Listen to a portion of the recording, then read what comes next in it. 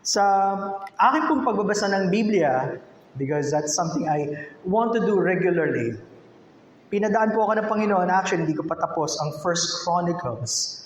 Pero na-surprise ako because in the first 9 chapters ng First Chronicles, puro genealogy o talaan ng mga lahi. Sino sa inyo ang nagbabasa ng mahabang listahan ng pangalan? Di ba? To be honest, marami sa atin, ini-skip yung part na yun eh. Pero remember this, ang Diyos marunong at may purpose siya bakit nakalagay yan sa salita niya.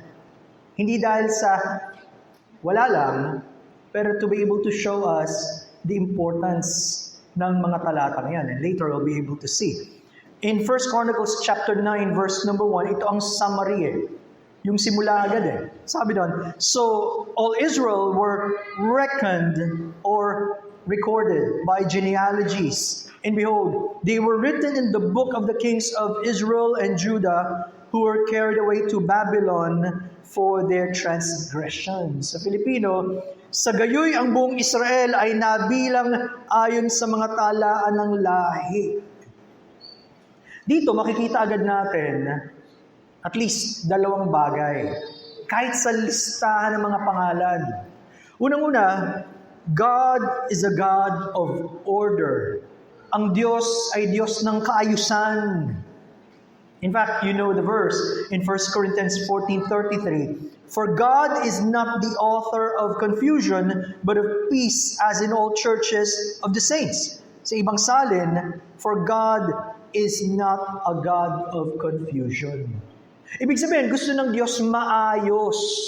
Kaya makikita dyan, itinala sa bawat tribo, sa bawat pamilya, sa bawat taong naroroon, meron siyang pagkakatala. Kaya nga may layunin ba't nakasulat. Don't miss that. Pangalawa, siguro dapat nating maintindihan, para sa Diyos, ang bawat tao ay mahalaga. Every person is important. Para sa atin, ang listahan ay listahan lang. Di ba? Lalo naman, kung wala ang pangalan mo dyan o wala kang kakilala, madaling skip eh. Pero para sa Diyos, mahalaga ang bawat tao sapagkat siya ang lumikha sa taong iyan. Whether kilala natin o hindi. Which brings my mind to the point, kailangan maisip natin, ang pangalan ba natin ay nakasulat sa aklat ng buhay. O yung tinatawag the Lamb's Book of Life. Nung naalala ko yan, my heart began to be excited once again. As you know, binabanggit sa Revelation 21 about the New Jerusalem, kung saan ang Diyos daw na makapangyarihan at ang kordero, sila mismo ang templo. Kaya hindi kailangan ng physical temple at hindi kailangan ng araw at buwan sapagkat siya mismo ang liwanag. Sabi dun sa Revelation 21:27 from the ESV I'll be reading, but nothing unclean will ever enter it, nor anyone who does what is detestable or false, but only those who are written in the Lamb's Book of Life. Sa Pilipino, at hindi makakapasok doon ng anumang bagay na marumi o ang sino mang gumagawa ng karumal-dumal o ng kasinungalingan, kundi sila lamang na nakasulat sa aklat ng buhay ng kordero.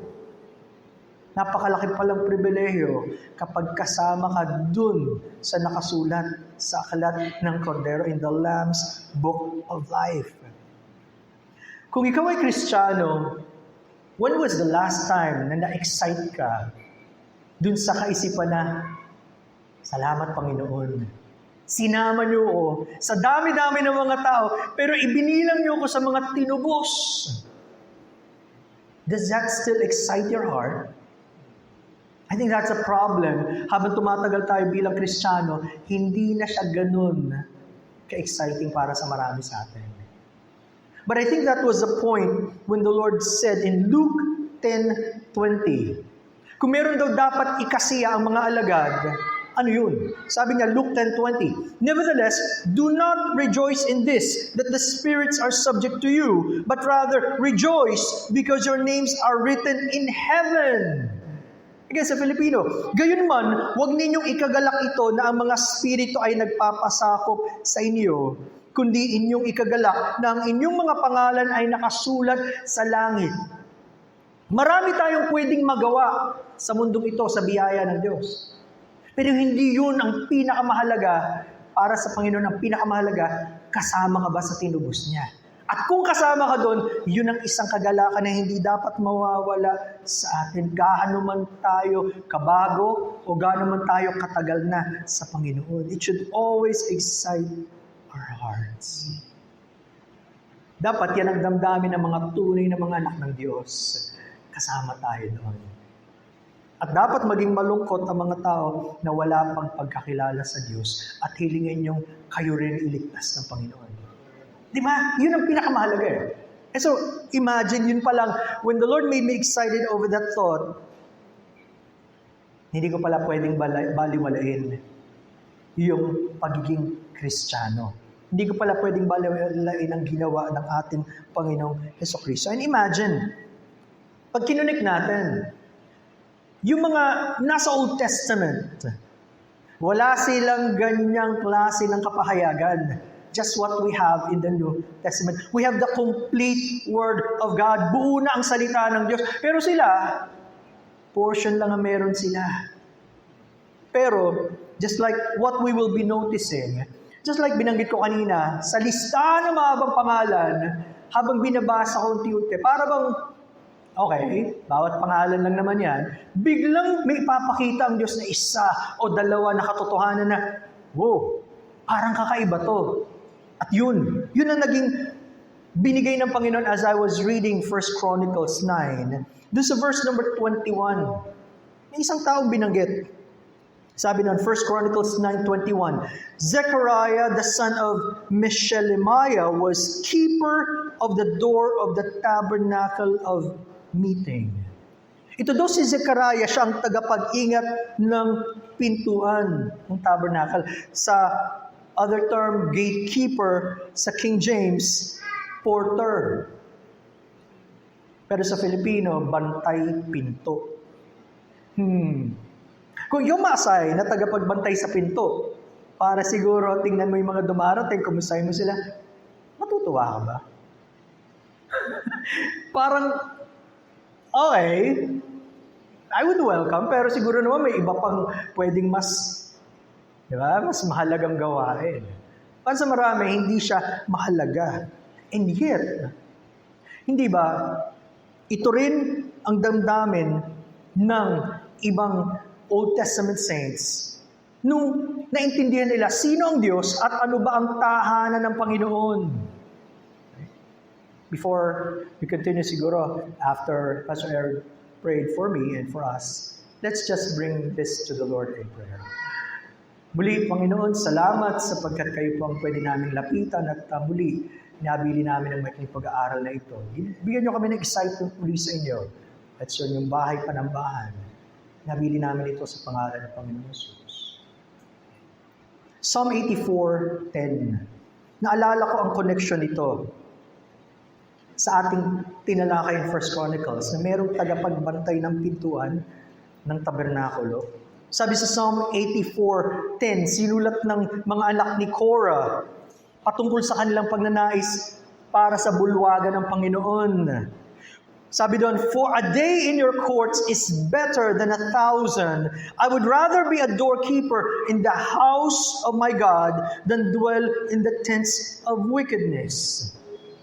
Muli, sa Filipino, sapagkat ang isang araw sa iyong mga bulwagan ay mabuti kaysa 1,000 saan man. Nanaisin ko pa na maging tanod sa pintuan ng bahay ng aking Diyos kaysa tumaan sa mga tolda ng kasamaan. And from that thought, the Lord gave me this title, ang pagkakaroon ng mas hidihing pagnanais para sa tahanan ng Diyos. Having a great desire for the house of God. Nung sinabi niyang mabuti pa, or better, ibig niya sabihin, mas masaya, mas kapaki-pakinabang, isang bagay na mas nanaisin ko. At pansinin niyo yan, kahit isang araw lang para sa sumulat ng ito ng awit na ito, mas masaya siya, basta siya nasa tahanan ng Panginoon, kaysa kung saan-saan lugar siya. And so para sa kanya, ang kanyang damdamin, ganun kahalaga ang pagsamba sa Diyos, ang pagpupuri sa Diyos, yung kanyang kaluluwa nananabik para sa Diyos. At wala siyang ibang pwedeng maisip na pinakamagandang lugar, kundi yung lugar kung saan ang Diyos ang itinataas at pinaparangalan sa tahanan mismo ng Panginoon. Di ba sometimes, kailangan natin to take a break. Lahat naman tayo, di ba? With your regular routine, araw-araw, yun lang ginagawa mo. Mas minsan, masarap magplano. And syempre, together with the family, minsan kasama yung mga kamag-anak, kaibigan, mag-outing tayo. How much time do you prepare? And how much money do you want to spend? Syempre naman, lalo na kung special yan, ay, salamat. Pero tanong, yung ganong klaseng excitement, ganon din ba, o higit pa, ang excitement mo kapag pinag-uusapan ng tahanan ng Panginoon, or mas excited kang lumabas and never mind kung ako magsimba o hindi? Yun ang hindi ko maintindihan sa isang tunay na tinubos sa mga, we have all of God's revelation, lahat ng kapayagan ng Diyos na satan. Sila, lalo na itong mga awit na to, konti pa lang ang alam nila sa pahayag ng Diyos, pero gano'n na sila ka-excited pagdating sa Panginoon. Alam niyo ba yung salitang doorkeeper literally means stand at the threshold. Tumatayo lang siya sa dulong bahagi. Sabi ko nga, hindi siya glamoroso. Hindi siya glamorous or attractive role. Wala pa nga siya sa loob. Nasa gilid pa lang siya, sa dulo pa lang siya. Ganun na siya ka-excited. At tandaan nyo, hindi ito yung tao na may choice. Hindi niya sinasabi kung ako papipiliin, gusto ko sa loob o sa labas. Wala siyang pagpipilian. Kung ako, hindi ako payagang pumasok kahit sa dulo lang. Okay na sa akin, makita ko lang sila sumasamba, makasama lang ako sumasamba. Hindi niya pinipiling sa labas. Kung walang pagkakataon, mas mabuti na kaysa wala. Malaking pribileyo para sa kanya ang mapalapit sa tahanan ng Panginoon. At dito natin makikita bakit. Kasi alam niya, dun sila kinakatagpo ng Diyos. Of course, we know that God is omnipresent, nasa lahat ng dao, and God is spirit, and they that worship Him must worship Him in spirit and truth. At ang Panginoon din nagsabi in John 4, hindi lang sa lugar na ito siya sasambahin. So, hindi limited na place, but kung alam mo na yan ang itinakda ng Diyos at panahon kung kailan kanya tatagpuin ang kanyang bayan, hindi mo ipagpapalit sa kahit anumang okasyon na wala ang Diyos. Walang contest. Alam mo agad ang kaibahan, night and day, umaga at gabi. At wala nang tanong-tanong. Gusto ko, mas malapit sa Panginoon. Sabi ni Joseph Benson sa kanyang commentary on this verse, one day spent in meditation and devotion afforded a pleasure far, far superior to that which an age of worldly prosperity could give. Tama, no? Ang isang araw na binigay mo sa Panginoon sa pagsamba, pagpupuri, pagluwalhati sa Diyos, walang katumbas yan sa kahit anong pwedeng ibigay ng mundo na kasiyahan. Pero tandaan nyo, sa mga totoong kumikilala sa Diyos. And then he continues, happier is the least and lowest of the servants of Jesus than the greatest and most exalted potentate who knoweth Him not. Mas masaya pa daw yung isang totoong Kristiyano, kinakatagpo siya ng Diyos, kaysa naman yung mga hari, yung mga nasa palasyo, pero wala naman sa kanilang Diyos. Tanong, how many of us here, kahit yung mga hindi natin kasama, have this kind of mindset and heart? Na-establish ba talaga sa atin yan? O kailangan pa tayong turuan ulit ng Diyos because we have forgotten this kind of principle?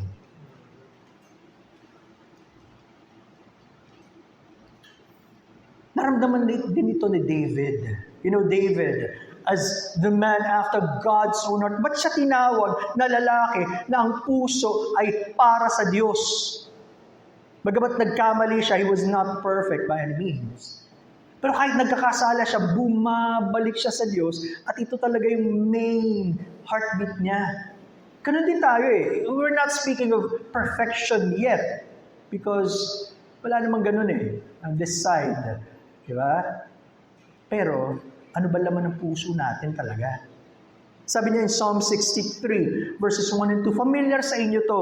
Ito yung heart cry niya, sabi niya, "O God, you are my God. Early will I seek you. My soul thirsts for you. My flesh longs for you in a dry and thirsty land where no water is. So I have looked for you in the sanctuary to see your power and your glory." Ba't ganun ang kanyang pagkauhaw at pagkadama ng pangangailangan sa Diyos? Kasi naranasan niya na ang Diyos eh.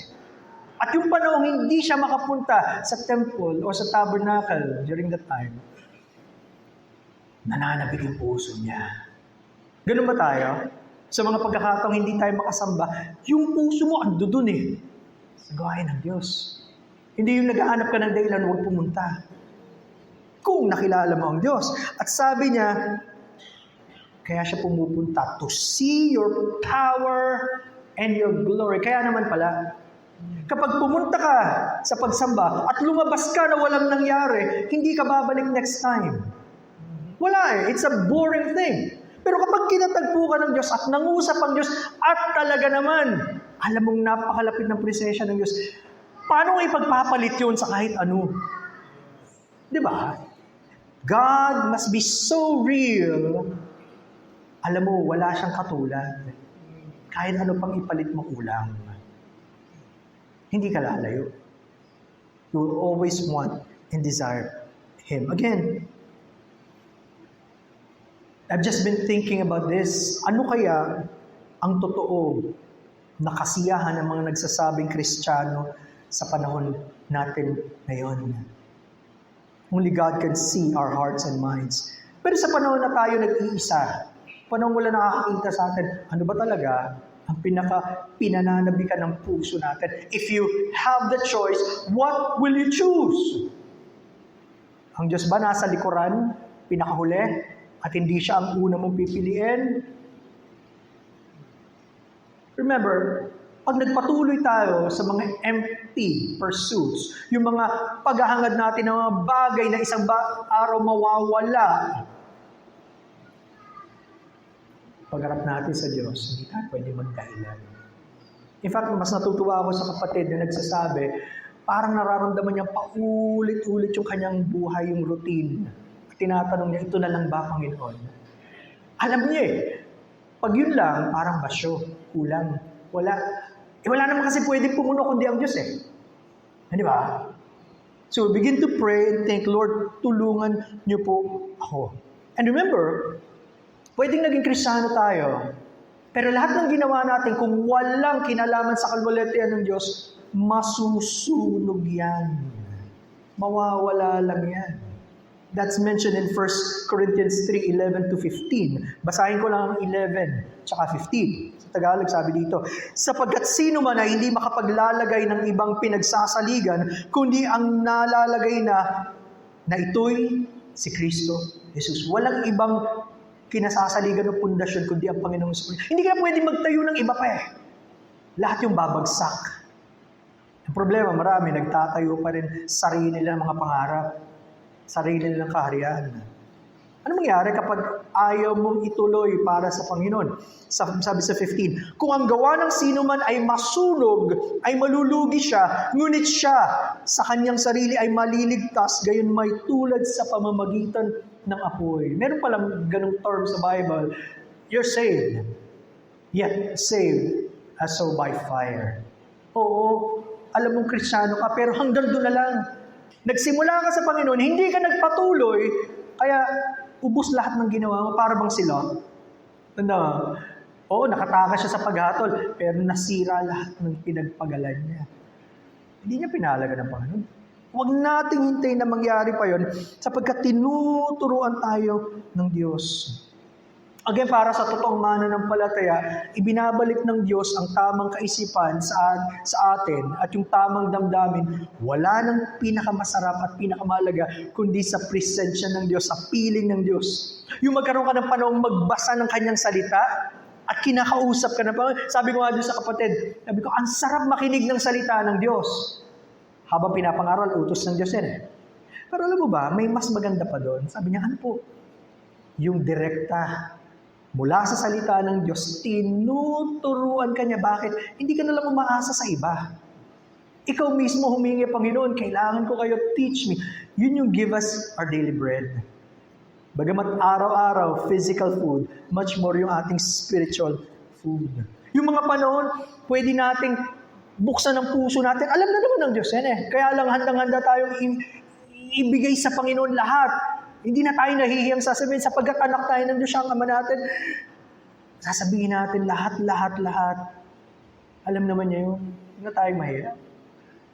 And then we become connected more, we become established more. Lalong nararanasan natin ang sarap. Wala na daw pinakamasarap sa ganun.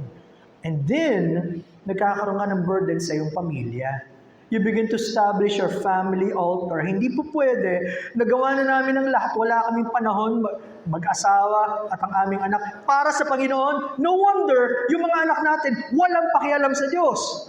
You never mention about God. You never take time to pray with them. Anong isipin natin? Automatic mangyayari yun?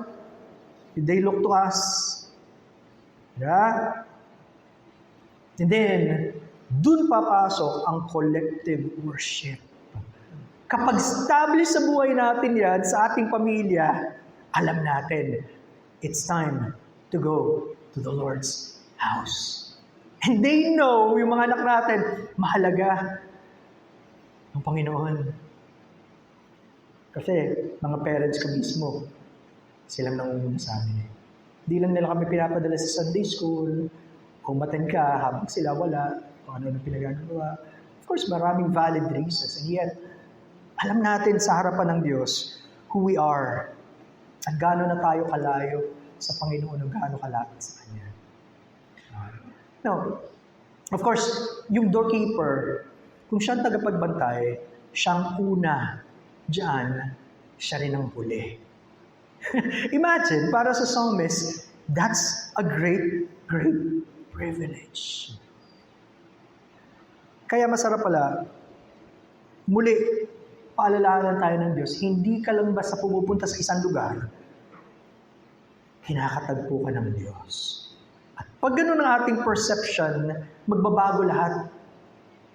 Kung mas mahalaga sa iyo pagpunta sa trabaho at hindi mag-absent o hindi malate, mas mahalaga ngayon ang Panginoon.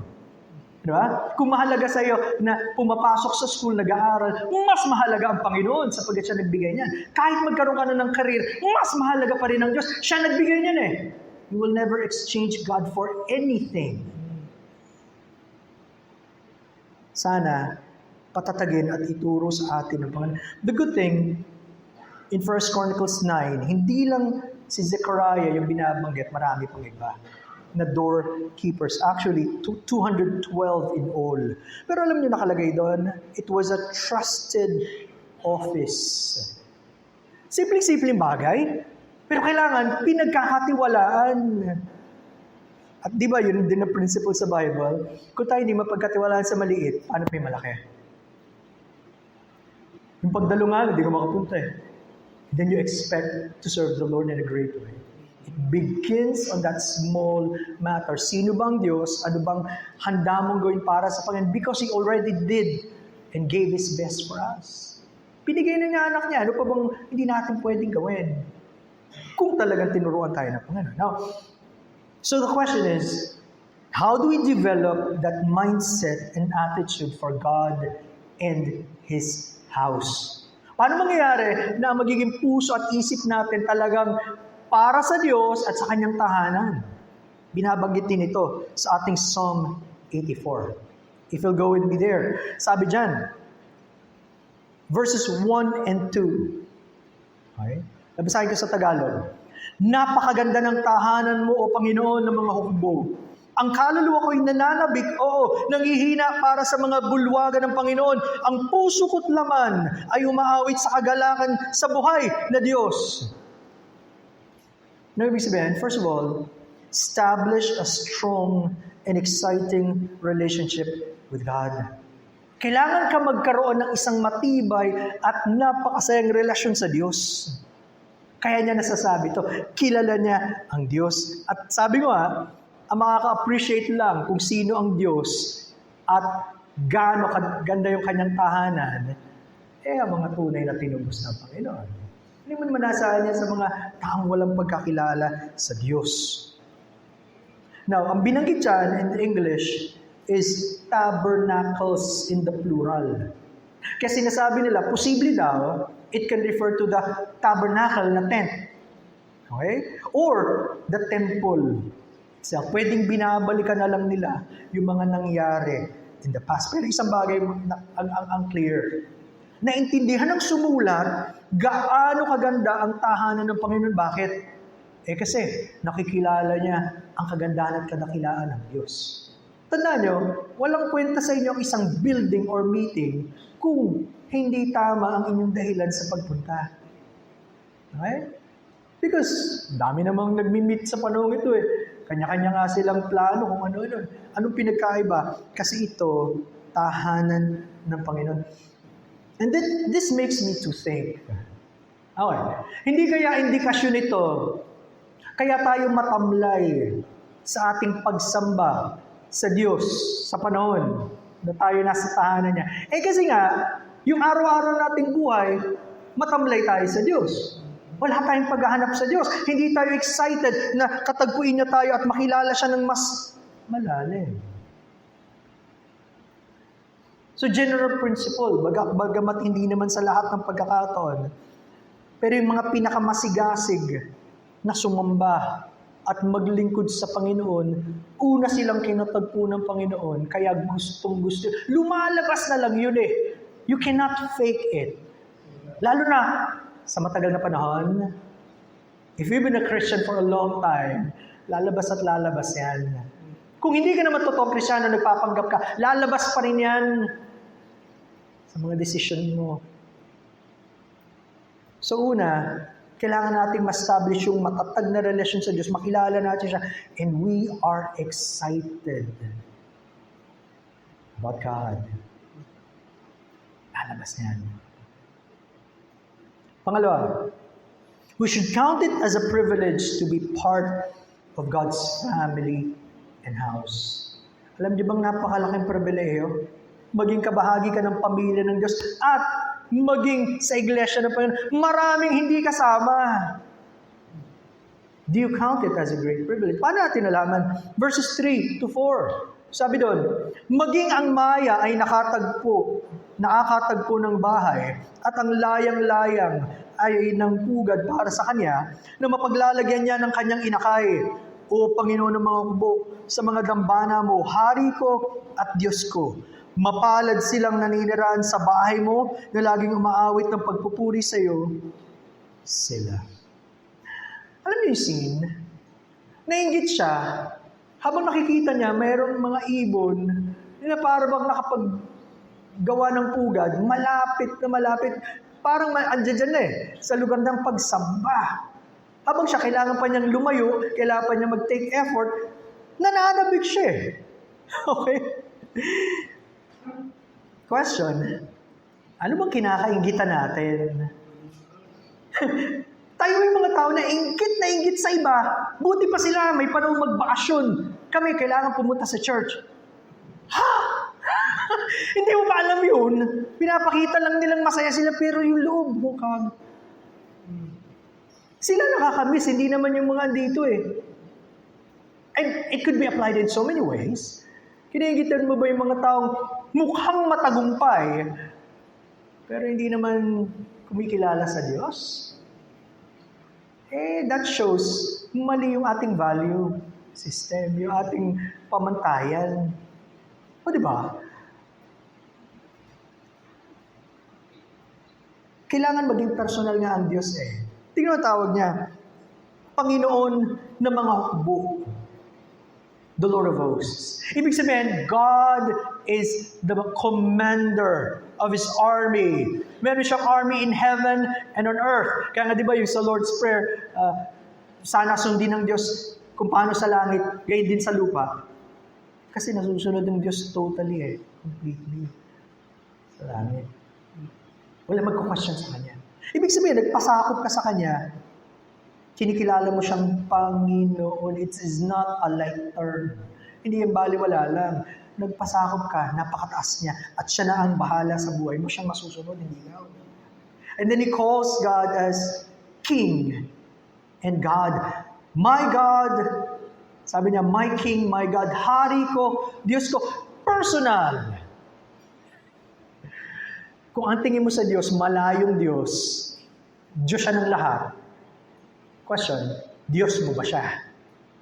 Masasabi mo bang, Panginoon ko, Hari ko, Diyos ko.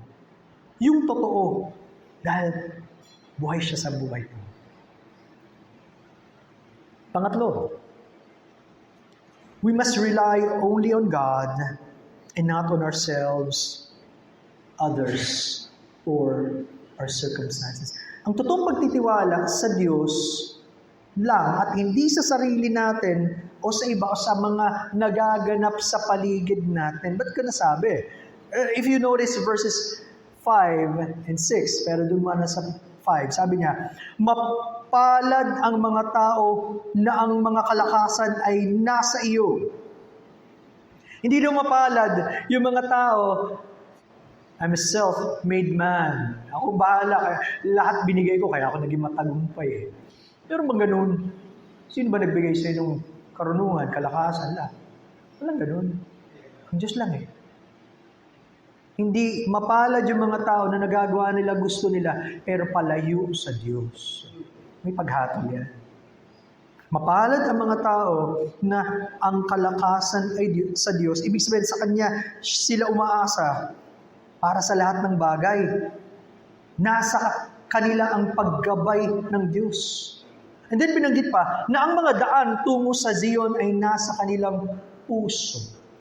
Tandaan nyo, they were journeying. Naglalakbay sila papunta sa Zion, which is called as the city of God. Ito yung syudad ng Diyos, ang lugar ng kanilang pagsamba.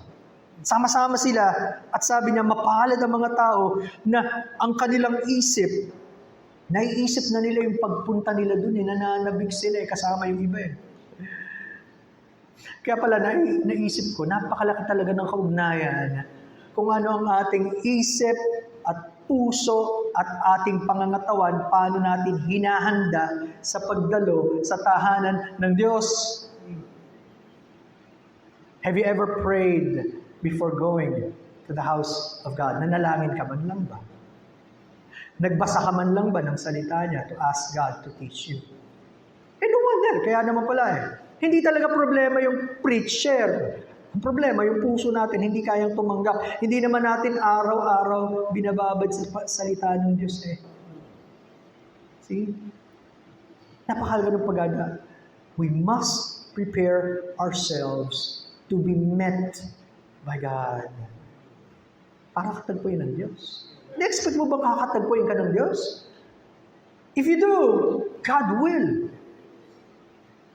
Kahit sa isang simpleng paraan, mangungusap siya. Kung hindi mo inaasahan, aalis ka rin, wala. At ang problema sa ganun, tumitigas ang puso. Dapat may nagbago. And in verse 6, sa kanilang pagdaan sa libis ng baka, ay ginawa nila itong dako ng mga bukal, kinakalatan din ito ng mga pagpapala ng maagang ulan. Yung tinatawag na valley of baka or libis ng baka, ang isa pang tawag dyan, Valley of Tears. Dahil napakahirap daw ng lugar na ito, maraming pagsubok bago ka makalagpas. At ito daw ang larawan ng mga maraming pagsubok na pwedeng daanan ng mga totoong gustong sumunod sa Panginoon. It will not be a bed of roses. Huwag mo expectin palaging ayos lang. Sabi nga na prophetic and the preaching, tinawag tayo hindi lang para manampalataya, but also to suffer. Kasama yon. Ibig sabihin, Habang sila nahihirapan, lalo silang lumalapit sa Panginoon.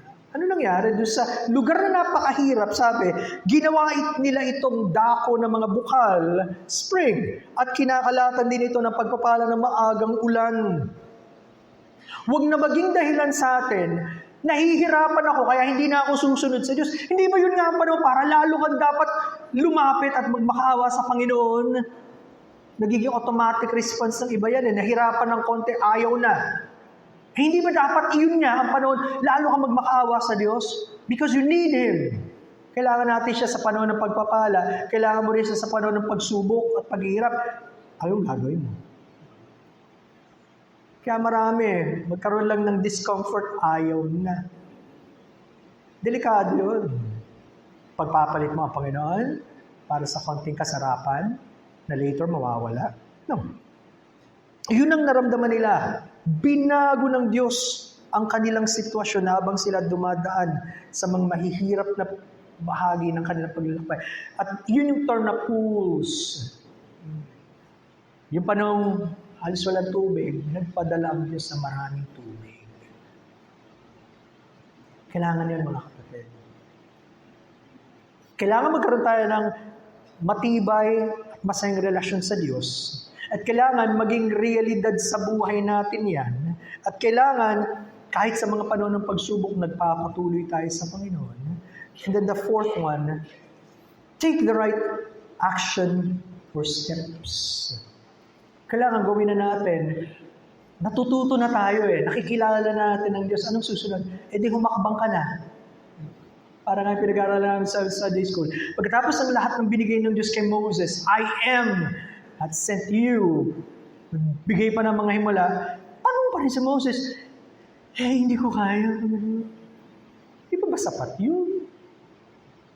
Panahon na natin, mga kapatid, para gawin yung gusto ng Diyos. Ang sabi sa verses 7 to 8, sila'y humahayo sa lakas at lakas. Ang Diyos ng mga Diyos ay makikita sa Zion.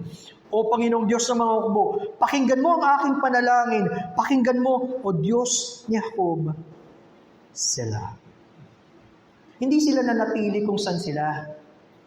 Alam nilang paglalakbay, kailangan nilang magsimula bakbang. Di ba may kasabihan, a journey of 1,000 steps begin with the first step. Yun naman pinakamahirap yung una. Pero pag nagsimula ka at gusto mong maging tagasunod ng Panginoon, manampalataya ka. Panginoon, gusto ko po, tulungan niyo ko. And then, huwag ka nang babalik sa dati mong buhay. Huwag ka nang tatalikod sa Panginoon. Maging totoo kang tagasunod ni Kristo. Sapagkat ang hindi kaya magpasa ng kanyang krus at tanggihan ng kanyang sarili at ipagkailayo lahat, hindi karapat-dapat ang tagasunod niya. Anong klaseng Christianity meron tayo compared to the early Christians? Wala pa nga sa katiting yung nararanasan natin Kasi ayaw nating mag-take ng step. We know so much, and yet we have very, very little fruit. Di ba? Nakakatawang itsura, di ba? Alam mo yung caricature na ang laki-laki ng ulo, ang liit-liit ng katawan. Something is wrong. Parang gano'n ng modern day Christian Dami-dami, pakinig ng pakinig. Ayaw namang gawin. What you want to do? Kaya madaling makalimutan Pero pag hiningi mo, Panginoon, turuan niyo po ako. And then, yung ituturo niyo, gusto kong gawin. Help me, Lord. God will teach you and you will grow in Him. Masarap maging Kristiyano kung tayo patuloy sa sa isang paglalakbay, lalo na kung mahaba, ang normal, napapagod tayo. Ito naman yan And there will be times, magko-question ka na, sa tamang lugar ba kami? Parang, pahinga muna tayo, gusto ko tumigil. Okay lang magpahinga. Ang hindi okay, yung tumigil. Ayaw mo na magpatuloy. Pero tingnan nyo sabi, they go from strength to strength. Sila'y humahayo sa lakas at lakas. Hindi galing sa kahinaan, papunta sa lakas at lakas. Lalo silang sinusustain ng Diyos, lalong ginagabay sila ng Panginoon sa gitna ng mga mahirap na mga sitwasyon ng buhay. At doon nahihiwalay yung totoong Kristiyanong sa Diyos nagtitiwala kahit daanan niya pagsubok. lalong tumitibay yung pananampalataya niya sa Diyos, nagpapatuloy. Yung mga pag-ewang-gewang lang, makita mo, hindi. Wala lang. Parang palito no? Bugli. Wala sariling tiwala o sa iba. Hindi talaga sa Diyos. Tignan nyo, ang laki-laking pagkakaiba. At meron silang goal. Anong goal nila? Sabi, each one appears before God in Zion. Ang bawat isa ay haharap sa Diyos sa Zion. Hindi nila goal na mag-sightseeing. Bagamat masarap na enjoy the travel. Bago ka nga makarating Pero hindi yun ang kanilang main goal. Hindi nila enjoy na magbabad kung saan lugar gusto nilang makarating sa kanilang destination, which is to meet God. Pag hindi mo goal, nakatagpuin ka ng Panginoon, pupunta ka, aalis ka, and it does not make a difference, something is absolutely wrong. Ba't ka pa pumunta? Of course, I appreciate everyone. We prepared, nag-take time ka, pero masasayang yun, at na nagiging problema, ayaw mo na sa susunod. Pero kung gusto mo, at kinatagpo ka ng Panginoon, more, Lord, salamat po. Diba? Kaya, gano'n na lang ang kanyang pagtingin sa Diyos, sabi sa verse 8, O Panginoong Diyos ng mga hukbo, pakinggan mo ang aking panalangin, pakinggan mo, O Diyos ni Jacob, Selah. Ang awit na ito ng mga anak ni Korah, hindi lamang siya awit ng deklarasyon o pagpapahayag. Ito din daw ay panalangin. At ito ay panalangin para ang Diyos patuloy silang patnubayan sa paglalakbay, bigyan sila ng tubig, lahat ng kailangan nila, at magkaroon sila ng kasiyahan, magkakasama sila sa pagsamba sa Diyos. Lahat ng bahagi, pinapanalangin nila. Kung paano naging tapat ang Diyos noon, patuloy siyang magiging tapat sa kanila ngayon at sa atin din sa panahon natin. Kaya we have good examples in the Bible. Kaya siya tinatawag na Diyos ni Jacob, the God of Jacob. Hindi niya pinabayaan si Jacob, si Abraham, Isaac, and Jacob. Ganon din sa atin. He's the same God, yesterday, today, and forever. At mahalaga daw ito, binibigyan ng panahong pag-isipan. Hanggang mag-sink in, hanggang maging reality, hindi lang napakabilis mong daanan. Walang nangyari. Hinagaw na ng kaway. Kaya nilagay yung term na sila. Panahon na para pag-isipan mo mabuti. Hanggang matanim sa iyong puso at isip. Question. Pinag-iisipan mo bang mabuti? Sino ang Diyos sa buhay mo? Gaano ba siya kalaki? Gaano ba siya kahalaga? Ano bang pagkilos niya sa'yo? Pinag-iisipan mo ba nasan ka na ngayon? At gaano mo ba gustong makilala ang Diyos ito at sumunod sa Kanya at malugod siya? Pinag-iisipan mo ba yung mga plano mo at kung paano nais ng Diyos na gabayan ka sa bawat hakbang? Kung gayon, pinag-iisipan mo rin ba kung paano ka tuturuan ng Diyos at gagamitin sa Kanyang iglesia? Kaya tayo detached sa church because ganun ang feeling natin I just come and go. Wala tayong part. But remember, we are called as the body of Christ. Siya yung ulo, tayo ang katawan, imposibleng wala kang bahagi kung talagang sa Kanya ka. Right? Remember yung paalala sa Ephesians chapter 5, verse 23. Gaya ni Kristo na ulo ng iglesia na siya ang tagapagligtas ng katawan. Yun ang pinakamasarap. Makilala mo siyang tagapagligtas. Bahagi ka na, hindi ka na pwedeng mahiwala And then, in Ephesians 5:24, ang iglesia ay napapasakop kay Kristo. At dahil bahagi tayo ng iglesia, hindi tayo masusunod siya. We just follow our head, our Lord. And then in verse 25, gaya ni Kristo na nagmahal sa iglesia at ibinigay ang kanyang sarili alang-alang sa Kanya. Na-appreciate mo ba kung sino ang Panginoon at yung kanyang ginawa para lang tayo matubos? At kung paano niya tayo pinapatnubayan araw-araw? O ikaw yung nagsasabing Kristiyano pero walang halaga ang ginawa ng Panginoon para sa'yo? No wonder, hindi rin mahalaga sa'yo yung kanyang katawan. It's just like any other organization. Ito lang ang organization na ibinigay ng Panginoon ng kanyang sarili. Iba-iba man tayo ng background, iba-iba naman tayo pinanggalingan, and yet, pinagbuklod tayo ng Panginoon.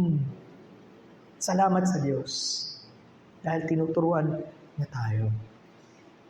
Sa ating mga kaibigan, habang nakikinig ka, totoo bang naranasan mo na yung kaligtasan na tanging ang Panginoong Kristo makapagbibigay?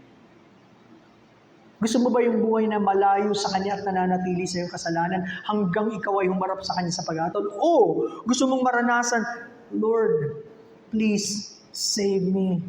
Iligtas niyo po ako, kayo po ang magbago sa akin, kayo po ang tumubo sa akin. Kung yan ang panalangin mo, sasagutin ng Panginoon sapagkat yun ang dahilan. Kaya siya naparito para hanapin at iligtas ang mga nawawala, ang mga napapahamak.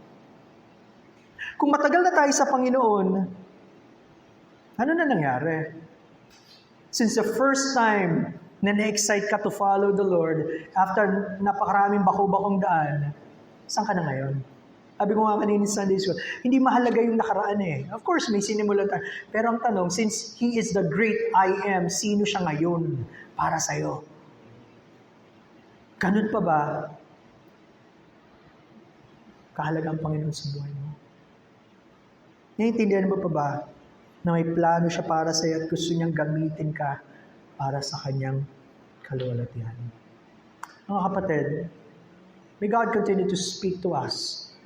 Examine our hearts. Sino siya sa buhay natin at sino tayo sa Kanya. Ano bang connection natin sa Kanya? At kung mahalaga siya at ang Kanyang iglesia, huwag natin pagpalit. Punta na lang tayo, huwag na nating pag-ewang-gewang. Let's be committed to God. Hindi naman para sa tao yan eh. Di ba? Ibigay na natin. Bakit? Ibinigay niya lahat para sa atin eh. Tapos, sa ibang bagay, bigay todo tayo pagdating sa Diyos. Hindi. Napaka maling kaisipan. And yet, God will continue to teach us if we are willing. May God save people and may God renew His covenant with His people.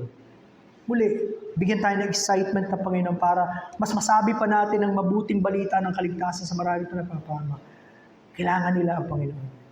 Pero kailangan katagpuin muna tayo ng Diyos so that we will desire to honor Him. And may God be pleased to bless us with this word. Amen.